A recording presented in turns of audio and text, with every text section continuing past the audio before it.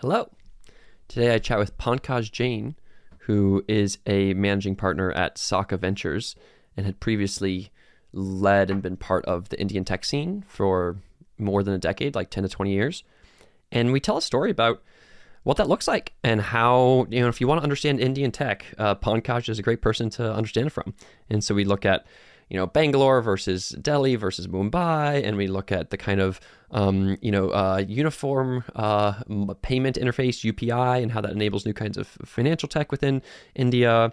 And then we look at, compare India to China, and also compare India to the rest of the, think about the markets that are after India. So as you start to build things in India, how that then leads to Africa and Southeast Asia and the Middle East. And so, instead of this US-Indian kind of pipeline, and kind of supply chain there. Instead, you can think about these new tech products that are being built in India that then spread to the rest of the world and then maybe eventually get to America. But it's like, it doesn't need to go to America first. So it's cool. I think India is roughly, if you do the math, 10 years-ish behind China, which is, I don't know, you could call it 10 to 20 years behind kind of the US. And it's just cool to see, all the massive amount of work that's happening there. It's 1.4 billion people, and you can feel that in they're already making, printing tons of unicorns and building great products. And then in 10 years, as the GDP goes from $2,000 per capita to $5,000 per capita, it's just going to keep on going crazy. So it's an exciting conversation, and I hope you enjoy learning about tech in India with Pankaj.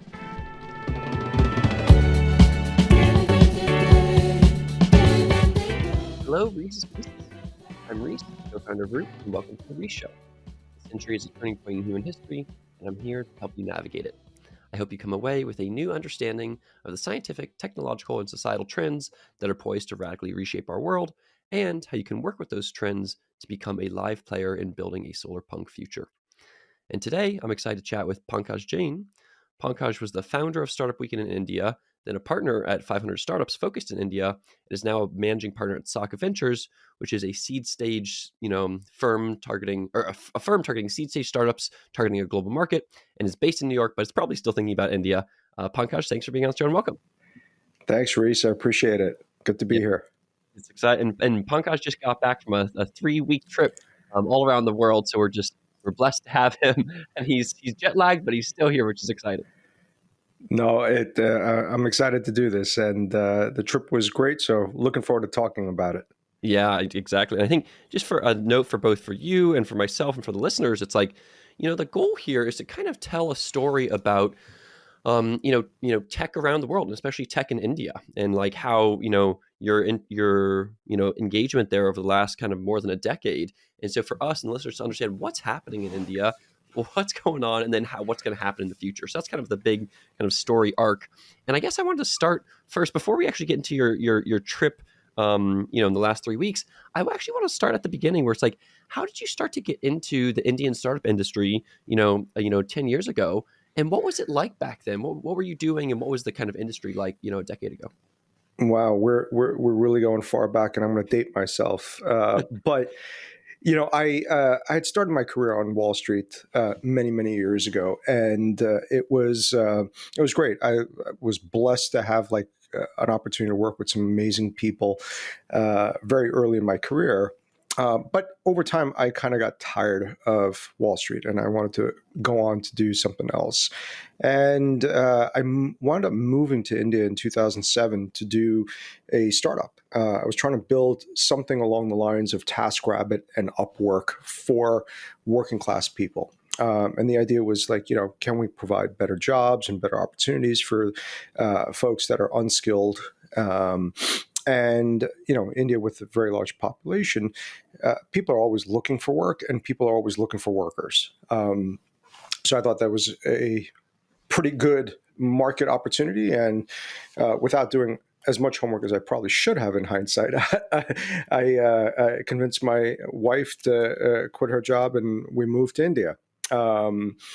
And, in hindsight, it probably wasn't the smartest thing in the world to do. But, there's only 5 million internet users in India in 2007.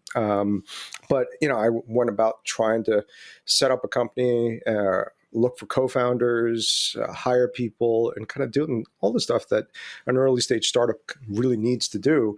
But really stumbling a lot along the way and trying to figure a lot of things out. I had never lived in India before that, so just getting used to living in India was one aspect of the challenges that I was trying to deal with. Yeah. Live in India and do a startup. It's like that combo is tough, Yeah, it's like, let me have brain surgery and heart surgery at the same time. But it was an incredible experience from the perspective that I got like a really quick introduction to what's going on in India at that time. And there was a lot of people trying to do stuff, but there was no real communities formed yet. And partly out of my own need, I just started looking for other entrepreneurs. I started looking for other people in tech. I was living in New Delhi at the time, and New Delhi, not the tech capital of India, but the actual political capital of India, wasn't the best place to start building a community, but it's where we chose to live. And, we started jumping around, trying to find online as well as offline communities to be a part of. Fortunately, I was able to find a couple of folks really, really early on when I moved there, and started doing some small events and got involved with Bar Camp. Bar Camp was kind of a big thing, the unconference in the mid 2000s, and through that met up with a bunch of folks that were spread out across Delhi, Mumbai, and Bangalore, and we started a nonprofit called Head Start Network Foundation. And the idea was really to just promote entrepreneurship across India in 2008, 2009, where there were no communities, there were no people really trying to bring other founders and investors and people curious about startups together. So we started Head Start. Head Start is now unofficially, it's over 15 years old. Officially, it's about 14 or 15 years old. It's still running. So one of the initial flagship events for Head Start was called Startup Saturday. And I ran Startup Saturday Delhi for many years. And, come 2010, I kind of felt like the ecosystem was starting to evolve. There were a lot of startups that had been raising money. There had been a lot of angel investors that were coming in to take on that initial risk capital. And a lot of founders had evolved, and there were different challenges that founders or the community should have been trying to solve. So I had been in New York. I attended Startup Weekend in New York, and I was like blown away. And I was like, this is what we got to do in India. Convinced folks to let me start it in India. So I founded Startup Weekend in India in 2011. And, soon afterwards, about a year later, accidentally became a VC. Then it kind of went from there. But that's kind of how I wound up in the Indian startup ecosystem and getting involved really, really early when there really wasn't a community in Bangalore, Delhi, or Mumbai. That's great. So fortunately, got there early. Yeah, no, that's interesting. It's cool. Hey, it's like a classic. Those things, I love that piece. Also, there's like a Paul Grahamism about just how like when you're younger, you do things that are kind of like just like dumber, which is great, for startups. Where you're like, look, let's just go to India. Let's move to Delhi, and it's like, So it's a beautiful kind of like. In the end, it obviously worked out. It was very, it was cool. And I guess one other question for you is like, are your your names were you born in America, or were your parents born in India, or what's your like history there? Yeah, so my parents are immigrants. My parents moved to the U.S. Many decades ago. So I was actually born in India, but I left India when I was 3 months old. So for all practical purposes, I grew up in New York City, and New York City's home. Yeah, great. Yeah, that and I think it's interesting too. I think that the thing that you were talking about it's just like trying to time the market. And I'm thinking about like General Magic and how General Magic was trying to build a smartphone before all the tech was ready. And then there's another version of that, which is trying to build a something like Upwork for India before the adoption of smartphones and technologies, right? Where it's like, oh, there's only 5 million smartphones in a 1.5, almost a billion to 1.5 billion person country. That might not be enough penetration. So that's Yeah. kind of makes sense as you're trying to build it. You're like, oh damn, there's not enough, and then all of the kind of networking stuff that needs to occur that makes a place like New York or a place like the Bay Area like really work. Had to get kind of kickstarted at that time. So that makes a lot of sense. And then just tell us as from an outsider looking in, if we're trying, and I guess I'm a most outsider, and probably most of the listeners are even more outsiders. I lived in Nepal for 3 months and then lived in India for a month, mostly Hmm. I was in Delhi, Varanasi, and Dharamsala doing with like Tibetan folks, which was great. And so, but I haven't been to Bangalore, I haven't been to Mumbai. Tell us more about like if I'm a noob, just like dumb American trying to think. How do I think? How should I think about tech in India? And I know there's the IIT things. I know Bangalore is a tech hub, but like how should I think about like what are mental models for understanding India?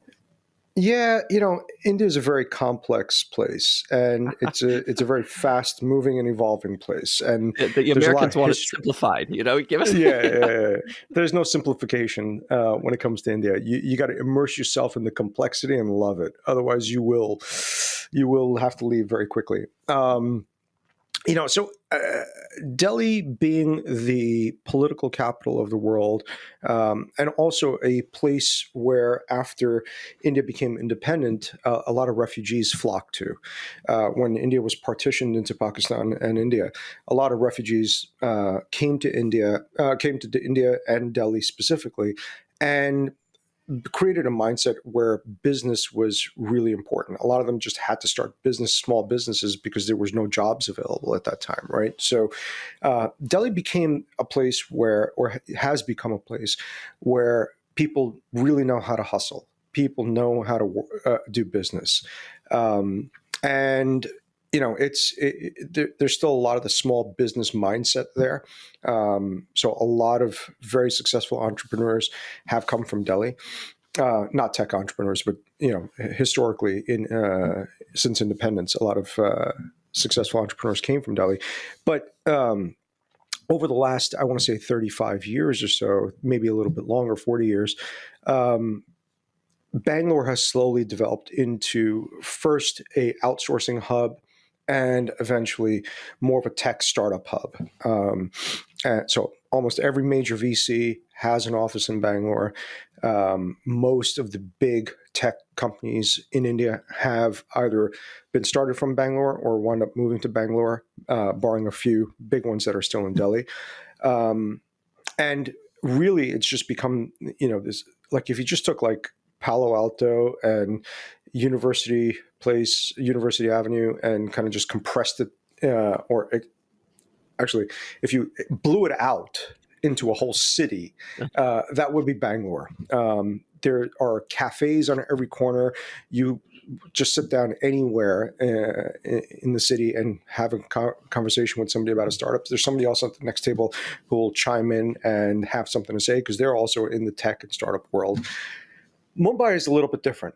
Mumbai has been the professional banking type of environment, and it's been a city of merchants for many years. It's a port city, and eventually that built into a banking system. It is the financial capital of India, and because it's the financial capital, there's a lot of professionalism in the way business is done there, which is very different from the small business mindset that Delhi has. There hasn't historically been a lot of tech in Mumbai, but over the last 15 years, a lot of the current unicorns have started in Mumbai. Some of them have stayed, but many of them have wound up moving to Bangalore, just because it's easier to hire talent. There is an IIT in Mumbai. A lot of successful entrepreneurs have come out of IIT Mumbai. IIT Delhi as well has produced a lot of unicorns and a lot of unicorn founders. So, I used to say very frequently when I lived in India, I was like, and this is when way before there was 100 unicorns, maybe there was like 5 unicorns in India at the time. I used to say, if we took half of the business sense and the hustle that people have in Delhi, and we took half of the incredible engineering talent that we had in Bangalore, and we kind of made them migrate to the other cities, we would have two incredibly amazing startup ecosystems, sort of like the Bay Area and New York City.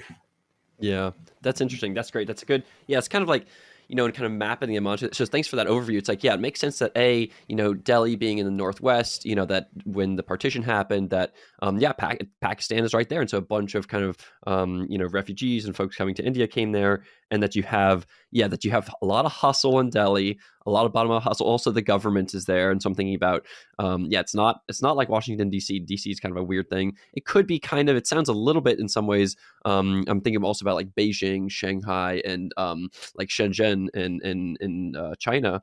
And so it's like, okay, I'm kind of mapping those. And then obviously Bangalore is just like the hub, where it's like everybody network effects, it's building on top of them. I'm thinking about something like, obviously like Silicon Valley or New York. I'm thinking about something like Shanghai. And then also it's interesting, yeah, Mumbai, it's kind of like, yeah, interesting. It's like financial capital vibes, like kind of like New York City a little bit.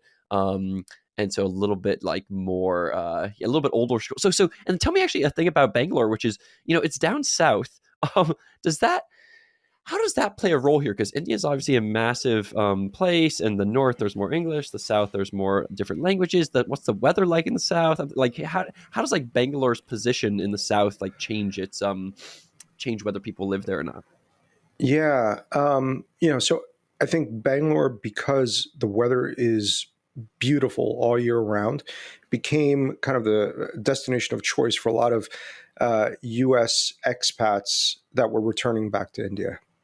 Some of them had come here for college. Some of them had started big businesses here and decided to move back, whatever. And the weather was just amazing, or it still is. You never needed an air conditioner in Bangalore, and until recently, you didn't even need a fan. It was just perfect weather all year round. So that was one of the reasons why a lot of people move there. And yes, culturally, India is an extremely diverse place. People don't think so, but it is. People look very different. People speak very different languages. There are lots of very different customs across region to region. Sometimes even within the same state, you'll find that there's a lot of differences between folks. Bangalore has kind of absorbed a lot of that, and a lot of people have just made Bangalore home. And so I think that's had a positive effect in some ways, but there are Bangalore natives who have lived there before the tech boom that suddenly feel like their city has been overrun. The infrastructure is not keeping up with the influx of housing and office space and people. Roads are very narrow. It's tough to get around in Bangalore. It's not easy. Infrastructure is not the best, and in my opinion, it's getting worse. Whereas I think Delhi is a little bit different. I think the infrastructure is far better in Delhi, generally speaking, than it is in most of the other cities in India. But Delhi is a very hard place to live. It's not an easy place to live. Yeah, that's interesting. It makes me think about, yeah, the weather. It's so crazy how much the weather, I'm just like, I live in San Francisco, and it's like the weather here is extremely good. It's just like sunny almost all the time, very chilled, never too hot, never too cold, like very nice. And I'm looking at the Bangalore weather, and it's like, yeah, it's like, in most of the year, it's like, a high of, low 80s, Yep. low in the 60s. And then for a little bit in April, May, June, it might get a little bit above 90, but like overall extremely pleasant. And so it's funny how that really is a draw for folks, in that it is part of the network effect of like, if you have the talent plus the weather plus the blah blah blah, then it all kind of adds up. And Yeah. then I guess thinking about, so we know that this end, in some ways like the end of the story, which is like this we've gone from 5 unicorns to 100 unicorns. We have Bangalore obviously has this big tech hub today. Tell me a little bit more about that middle decade. As you were starting to start up, Startup Weekend in the early 2010s, and then 500 startups. What did it look like? And I'm thinking about like how tech hubs around the world get built in something like, Silicon Valley or whatever, where it's like, or in New York, these angel investor networks start to show up. As people have unicorn exits, and they, how many folks were like moving out of India at that time to like go and like build their startup in the States? Tell us about the kind of the quote unquote middle decade there. Yeah. It's interesting. When I moved to India in 2007, most of my friends thought I was crazy. And they thought it was just like, why are you doing that? It made no sense to a lot of my friends. And even some family members, it made no sense. But As a when side I note, got there, I love that, by the way, because yeah, it's such a vibe. I was there in 2011, and even people have this like funny. And you were there in 2007. You were actually moving there. People they probably thought of it like Indiana Jones style, where it's like they're going to India, and now we're in yeah, such a different reality where it's like we all have it baked into our minds. Like, oh no, like India is obviously there's amazing stuff. So yeah, that's a funny kind of two different frames thing. yeah, Anyway, killer. yeah, it is. And it's funny because a lot of my friends who are of Indian origin also thought I was nuts for moving to India. But when I got there, I started realizing that I wasn't alone. There was a lot of folks like me who were born and raised in the U.S. or Australia or Germany or the U.K. that were moving to India for the first time. And they weren't moving to India because they had family there or they had relatives that they needed to go and spend time with or take care of. No, they were moving there because they saw that there was an opportunity. And, yes, I have extended relatives in India, but, none of them are doing what I do. And, they're very different. But I moved there because there was an opportunity. And a lot of these other folks that I had met while I was there, were looking at these opportunities, and many of them were not even of Indian origin. That was, to me, was one of the most interesting things. One of the founders of ZipDial back, I can't remember when she started ZipDial, but she was one of the founders of ZipDial, Valerie Wagner, and she moved to India probably around similar time frame to join a startup. And she graduated from Stanford GSB and then moved to India to work at a startup and eventually started her own company. And eventually it turned out to be the first acquisition that Twitter had made in India. And there was a lot of people like her that I was meeting. So this in the 70s and 80s, India had this idea of the brain drain, where some of the smartest and brightest people in India were leaving India because there weren't opportunities. And in the 70s and 80s, we had a lot of doctors in the U.S. that came from India because there was a lot of opportunities, and we needed doctors in the U.S. What I saw in that middle 2010s was a reverse brain drain started to appear. There was a lot of people that were looking for opportunities, that were trying to do something interesting, and they saw India as a possible place to do that. And they were going to India, and they were starting up over there. They were looking for jobs, all kinds of stuff. So that was one thing, and that was a group of people that were not necessarily of Indian origin, as well as people like me who are of Indian origin. So that was really interesting, where you had like suddenly a lot of people with diverse talent and diverse experiences moving to India, and they were welcomed with open arms. Right, that was another really interesting thing. It was also a time where you started seeing the first angel networks popping up. Some of those angel networks were started by entrepreneurs from previous generations in the 80s and early 90s that had had some success and said, hey, let's start figuring out a way to build a comparable ecosystem to the Bay Area or Israel in India. The raw talent is here. How do we do that? And there was no real place for risk capital in India at that time. So angel networks like Indian Angel Network and Mumbai Angels were two of the earliest angel groups that started funding deals really, really early. And a couple of the unicorns, early unicorns in India, were funded by these groups. That also sort of gave rise to the opportunities for people to start their own VC firms. They had been angel investing for a little while, and they started seeing some successes. Until recently, those successes were small.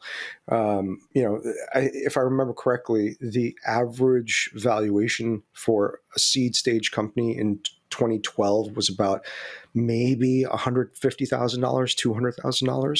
$200,000. And when I started investing at 500, in India, a lot of my fellow VCs were complaining to me that we were screwing up the marketplace because we had jacked up the valuations too much to a million.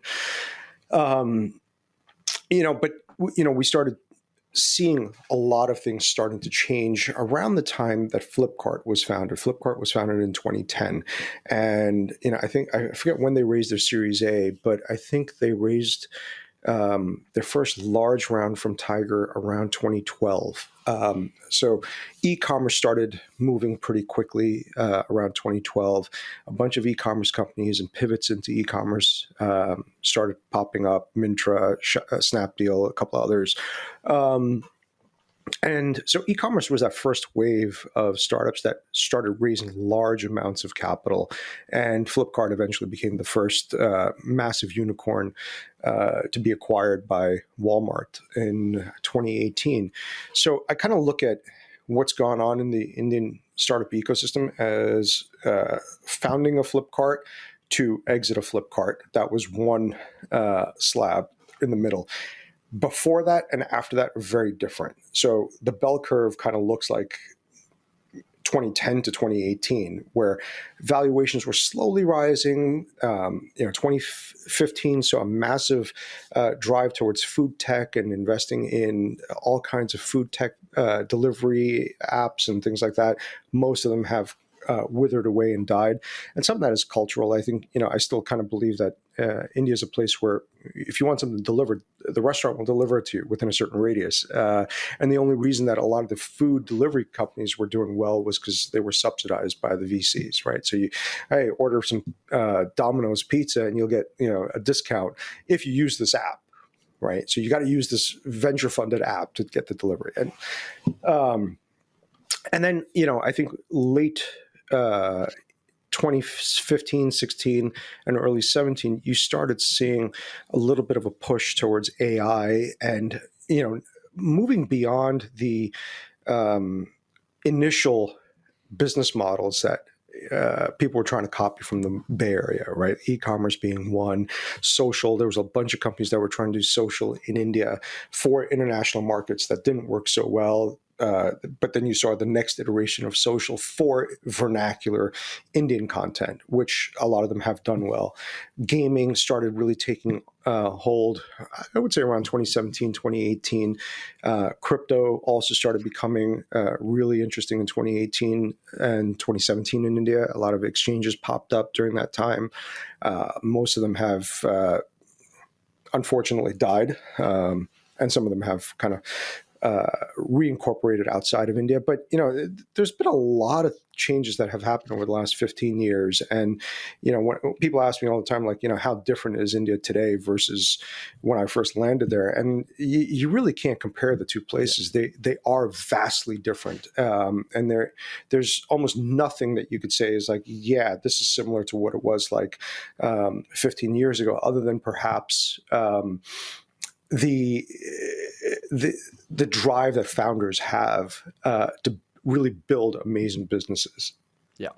Well, I think there's a it's also interesting too because I think that I think orienting around Flipkart makes a lot of sense. It reminds me of like orienting around something like Alibaba in China, where it's like that was a crucial hub for talent. It was a crucial hub for the big exit obviously later, and it's like that was in the early, late 90s, early 2000s, and so you can kind of imagine, and then over that decade, and so I imagine kind of Flipkart kind of like a little bit like a decade, not necessarily quote unquote behind that, where it's like, okay, Flipkart 2007 it starts aggregating tons of talent, blah blah blah, and then it exits to Walmart in 2018 for 16 billion bucks, and so it's like it's a big kind of that kind of journey, and thinking about that journey as like the first really huge kind of unicorn and decacorn to come out, that makes like a lot of sense as like an orienting frame for those middle years. So tell us about like the if we imagine we're here, you just got back from this trip to India, Yeah. and also the Middle East as well. Tell us about like back in the day it was a what is it, a cow town, or it wasn't exactly that, but now it's this burgeoning metropolis and all these tech folks. Tell us about like what kinds of things you were seeing in Bangalore today or around India. Yeah, what were you seeing? What were you excited by as you were out there? Yeah, so I think one of the most amazing things that I've seen between 2016 and today happen in India is the digitization of money and transactions. Um, you can send as little as a penny or a fraction of a penny to anybody in India for virtually free today. With the UPI system that has been built and kind of promoted by the government and kind of mandated to all banks to support, digital payments is no longer a question. You don't have to ask somebody, hey, are you on Venmo? No, I'm on Zelle. Well, my bank doesn't support Zelle. How do I get you money? Can you send me a check? Yes. Okay. Right. And 15 days later, maybe your check gets cleared. That's gone. It's a thing of the past in India. Like you walk up to any merchant, it could be a street vendor, and he's got a little QR code on his little cart that you just scan and you could pay him instantaneously. And it's not like there's a minimum that you have to pay. It's a very small minimum. A lot of the unbanked have become banked now because UPI sits on a banking infrastructure.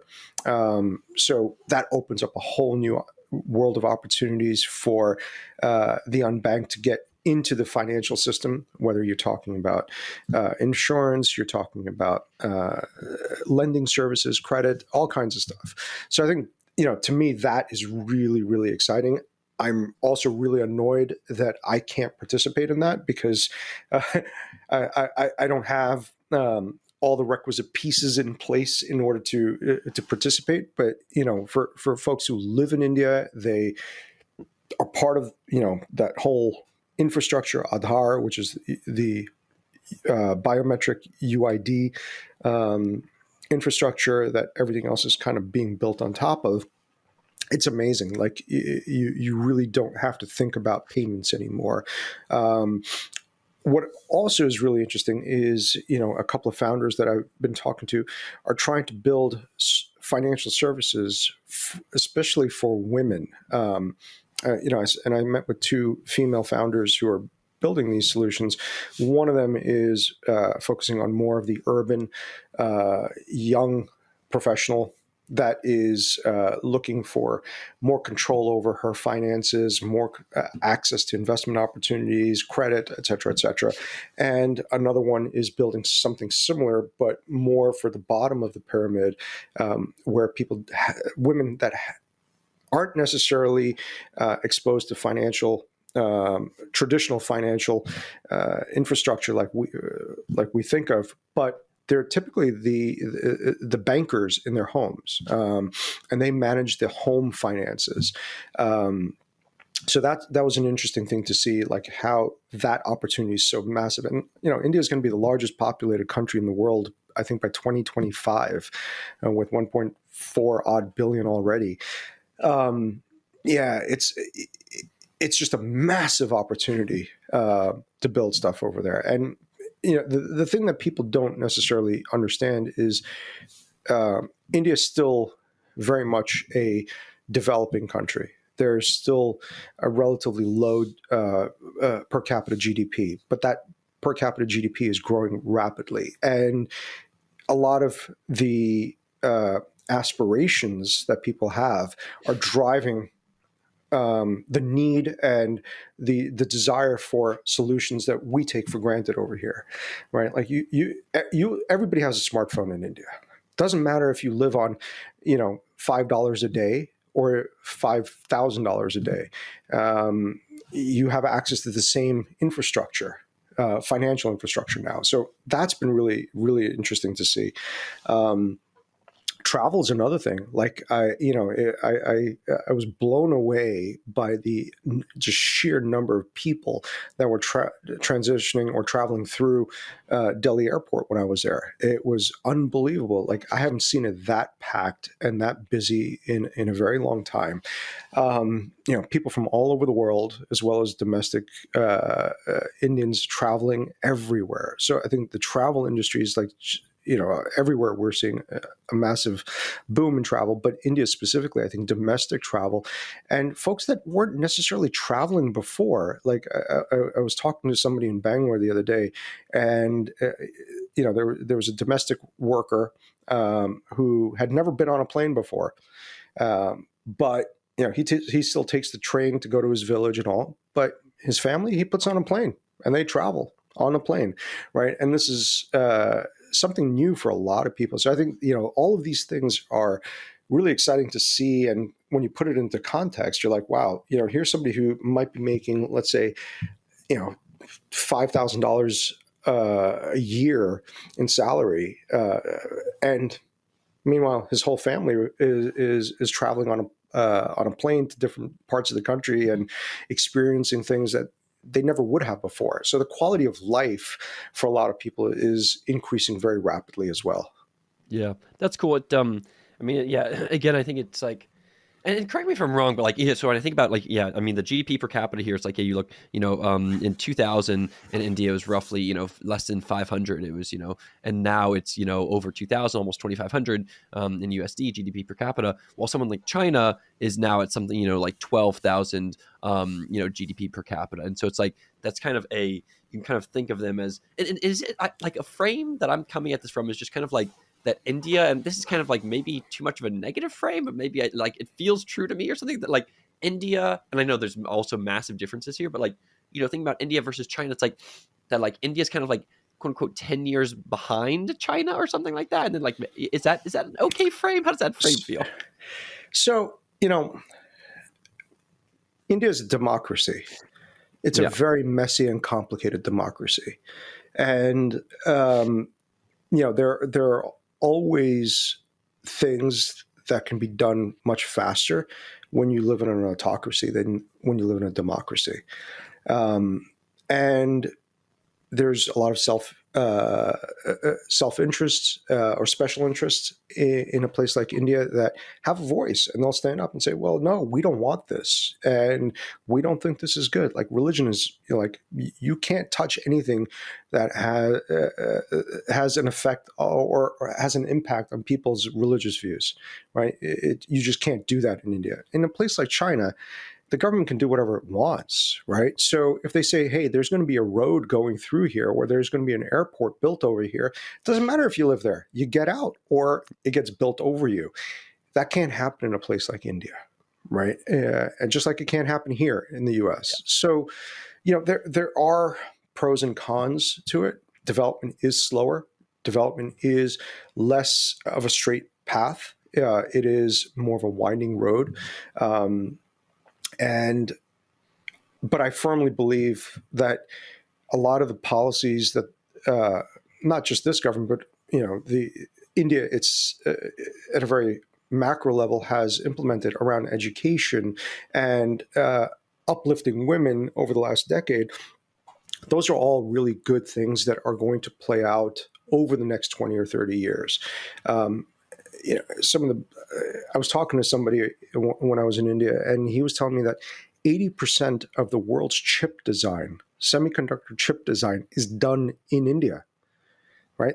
80%. That's massive. And that doesn't include the Indians that have jobs at Intel or NVIDIA outside of India that are doing chip design, right? This is just within the borders of India.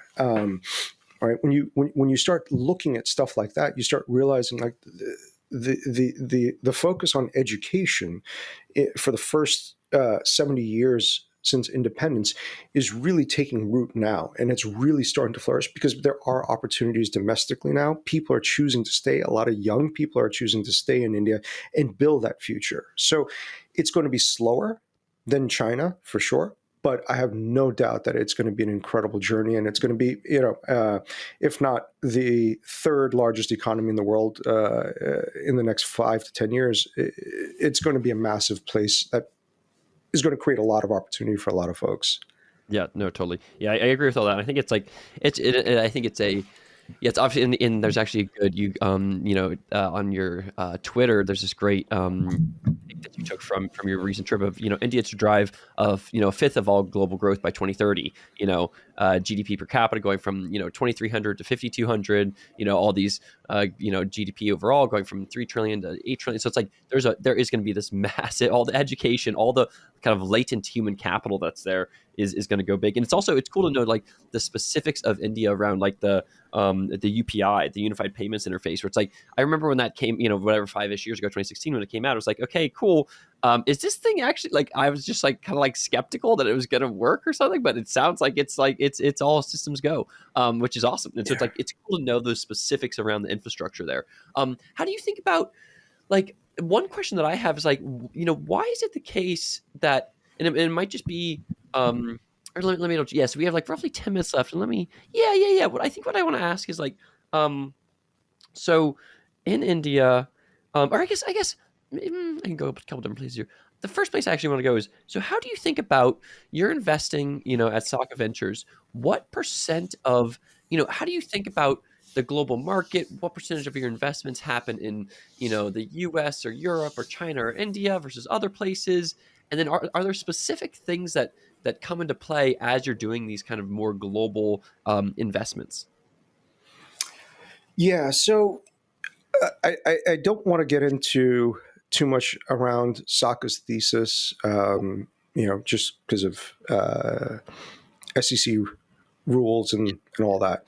But, personally, the way I look at it is the world continues to get smaller and smaller. And we're seeing that opportunities are no longer limited by geographical boundaries as much as they were 5 or 10 or 20 years ago.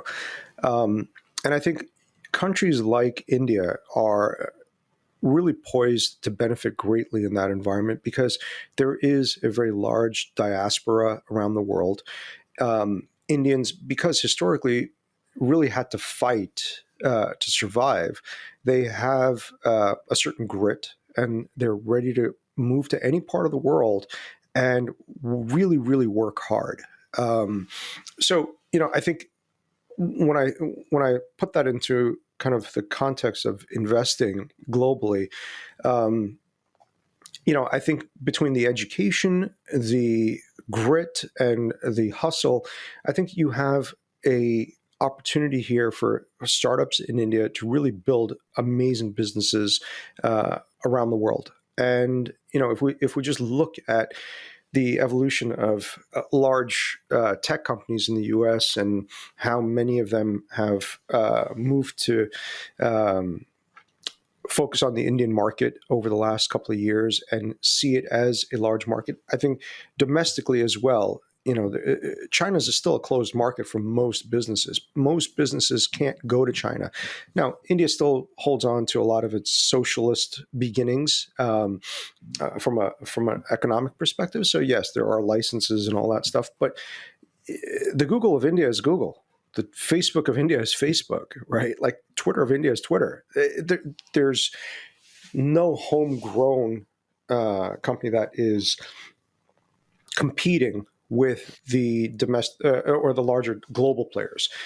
So that's a big opportunity for businesses around the world to also look at India as a massive market. And I think, as a lot of geopolitical things shift over the next decade or so, I think you're going to start seeing a lot of business opportunities going to India, as well as a lot of opportunities coming from India and going to places like Africa. I think, places like Africa, the Middle East, and Southeast Asia demographically are much more similar to India than Western Europe or the US, economically as well. So I think that opens up a whole new path for companies today that are focused on domestic Indian markets to kind of say, okay, our product or our tech isn't really something that's going to work in the US, but it could definitely work in Africa, and it could definitely work in Southeast Asia. So I think that's another opportunity that you're starting to see is people are looking at other markets that were typically ignored as big opportunities for Indian companies to go into next. So as an investor, that makes things a lot more complicated. It makes things a lot more difficult. You have to kind of look at a lot of different areas geographically, and then kind of really hone in on something that you think is something where you have an unfair advantage. Yeah, yeah, that makes sense. It's like, yeah, like thinking about that kind of progression of, yeah, it's kind of obviously a two-way street where it's like, all of the uh all the CEOs of some of the of all the biggest many of the biggest tech companies in the US, obviously Satya from Microsoft and others are it's like they're, Indian born folks or whatever. And so it's like, and so there's kind of this like back and forth. And then also, as you know, I think that's a smart way to think about it, where it's like these startups, as they start to scale, it's like, oh, okay, like this startup, it makes sense for their expansion plans or whatever to be towards Southeast Asia or the Middle East or Africa, both geographically and socioeconomically and culturally, instead of going, okay, what's the next market? Oh, let's just go to the US. It's like, oh, that might not make as much sense. So that's an interesting kind of frame on how like the go to market there. So I guess as a final wrap here, I want to ask a couple of underrated and overrateds, and so you can just give me the I'll say the thing, and then you can give me the like 30-second version of like, hey, this is overrated or underrated, and here's the one or two sentence version for why. So Okay. let's start with IIT. Is IIT underrated or overrated? Oh, that's a tough one, and I could get a lot of hate messages for this. Um, you know, I think just like any other place in the world, depends on the context. In some cases, yes, IITs are overrated. In other cases, they're not. I think from the perspective of the alumni networks, they are probably underrated, significantly underrated. From a purely practical education perspective, I think they might be a little bit overrated. So there's a lot of really raw talented people that go there. And when they're given great opportunities, they shine. But if they're kept in a box, they don't. Yeah, I love it. I think that what that makes me think of also is just like some of the education in the US, where it's like you go to business school and the business school doesn't really teach you anything. It gets you into the club and you go on these trips and you do all this networking. And so the alumni network becomes really good. And so it makes me think of that, but a very technical version where it's like, yo, bringing amazing folks into it. The filter gets great people in, and then the education, not that great, but then the alumni network, amazing. Okay, great. Yeah, What? not to say that the education isn't great. It is great. And I don't want to, I meant relatively speaking, I think the alumni network is far better. That's Yeah, all. sorry, no, yeah, exactly. It's underrated, overrated. Yeah, really not good, good save, good save. What do you think about Bangalore as a tech hub? Is that overrated or underrated? Ooh. Um, I think it's underrated from the perspective that most of these companies are still trying to figure out a lot of things that could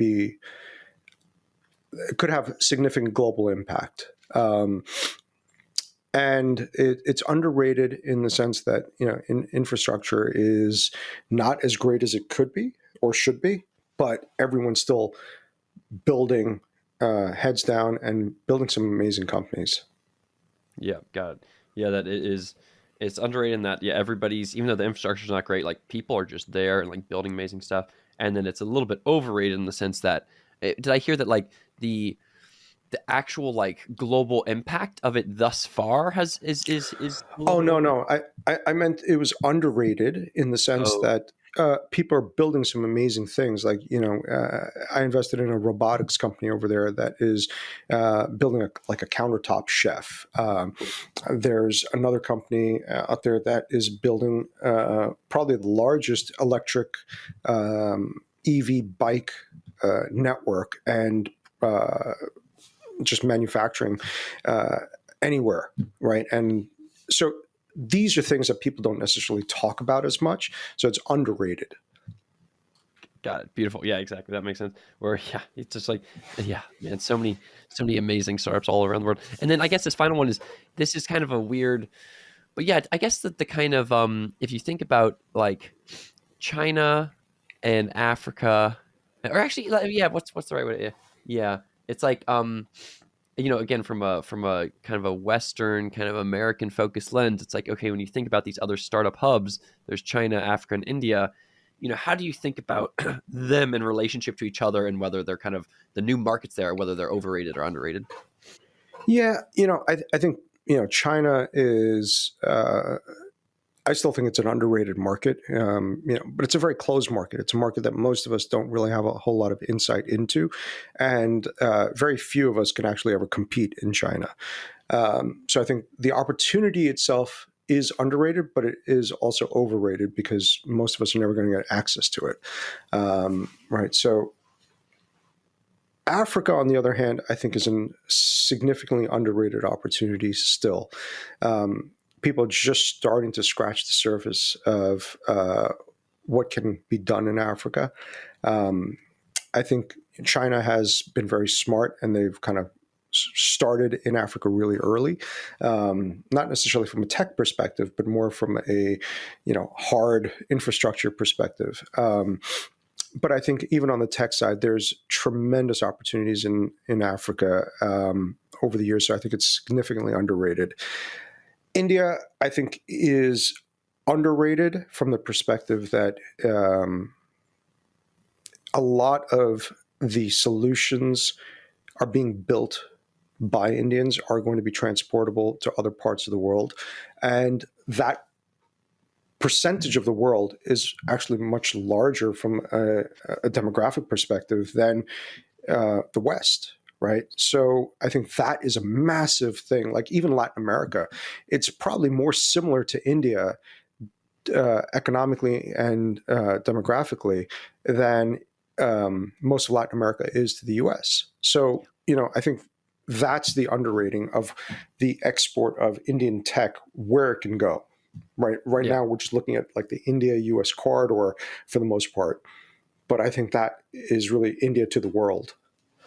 I love it. Yeah, I love that, and hopefully it'll be part of a thing over the next 100 years, where America gets less and less important, and other places get more and more important, and that'll be part of the corridor, not just being a pure U.S. corridor. Well, thank you again, Pankaj, for coming on today. If folks want to check him out, there's he's on Twitter at pjain. That's P and then Jain on Twitter, and definitely check him out if you're building something amazing in India or really anywhere in the world. And yeah, do you want to say anything else to our listeners today, by the way, Pankaj?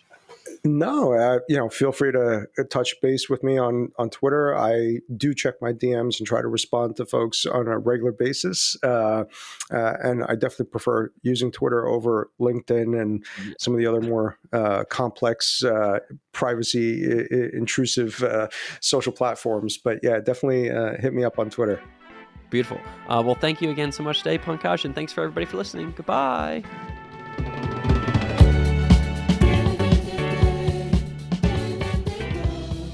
Thanks so much for listening today. If you liked the show, please give us a 5-star podcast review or subscribe on YouTube.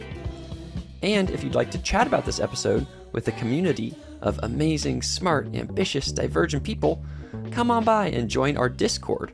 You can find it at root.co. That's ROOTE.co. And then finally, if you'd like to contribute to these ideas being shared more widely in society, you can support the podcast production team at patreon.com/Rhys Lindmark. That's patreon.com/RHYSLINDMARK. Thanks, and see you here for the next episode. Bye.